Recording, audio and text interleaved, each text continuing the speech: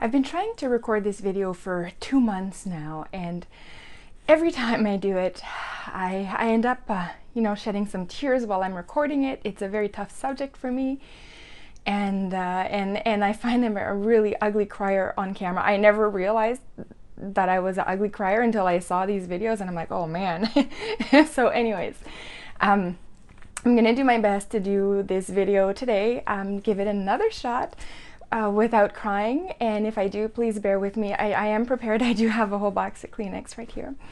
So anyways, it is about abortion, and the reason I wanted to make this video is because I have myself gone through the loss of 7 children.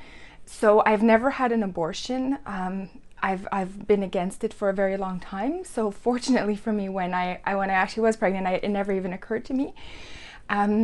But anyways, I'll get into the miscarriage stories very briefly. Don't worry if your guys, there's no description of any of it. Don't worry. It's going to be very from a more of a persuasion type of movement. So I feel powerless to try to change all of this at the society level, because when you have really rich people like George Soros who are funding things like the referendum in Ireland, where we just saw that they voted yes to abortions, it makes it really hard for me, who has literally $16 in my bank account, to come and try and fight against this at that level. So I feel like I can't do it, but I feel like, my God, look at me, I'm already crying, Jesus.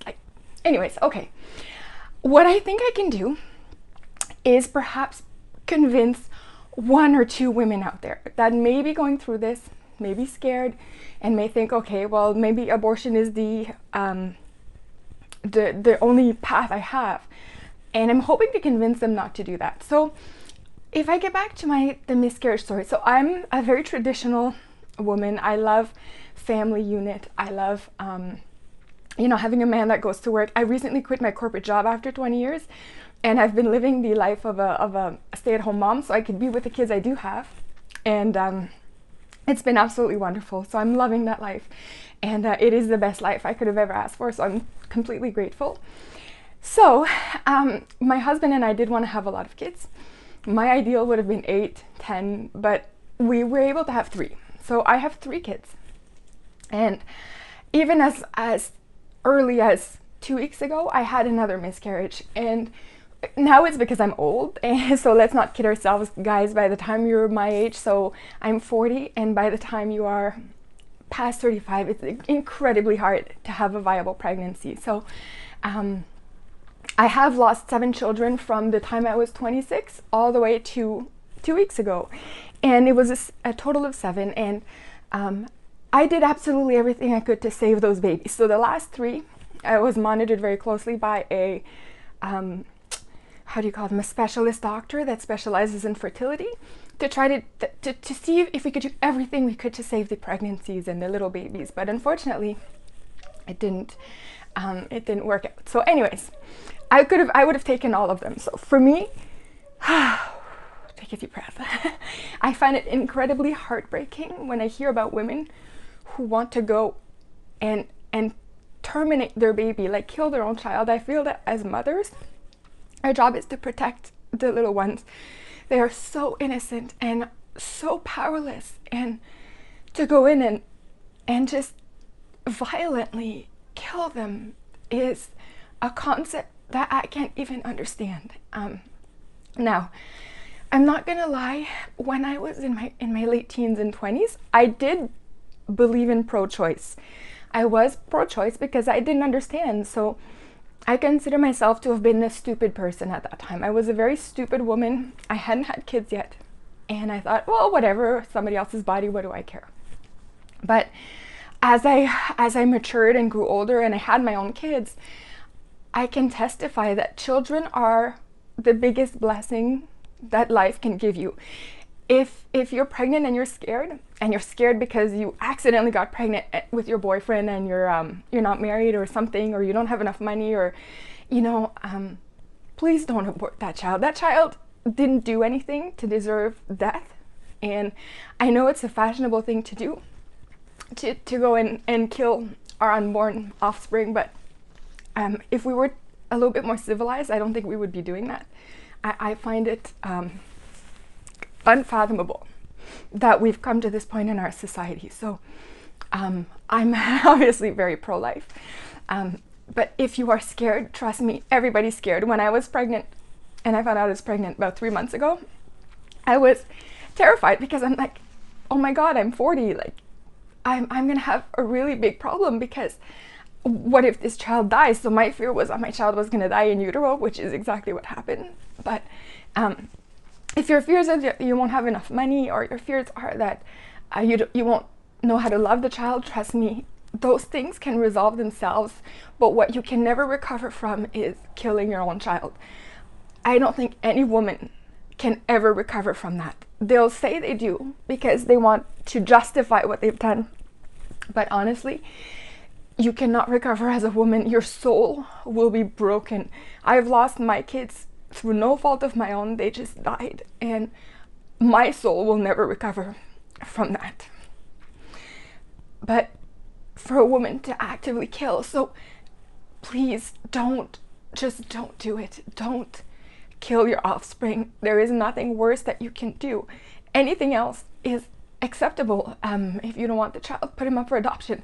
I will take in kids. I will take in any baby that people don't want. If you want to drop it at my door, I will take your baby and care for it. But please just don't kill them. Anyways, I found it very sickening when I was looking at the news reports that started coming out of Ireland, because they were saying there that they were celebrating in the streets after the referendum turned a result of yes. And I find that it's that is evil. The Abortion Act in itself, I'm against it, but I think people do it out of fear. They're not necessarily bad people. The women who do it are not bad people. I think the doctors who do it are bad people because they fully know what they're doing. But the women are in a state of fear, and they cannot make a good, educated, level-headed decision when you're in that state of panic. So I don't fault the women necessarily for having the abortion.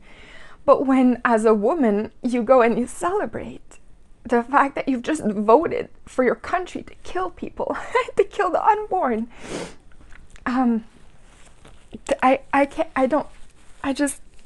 that is evil. That's a level of evil.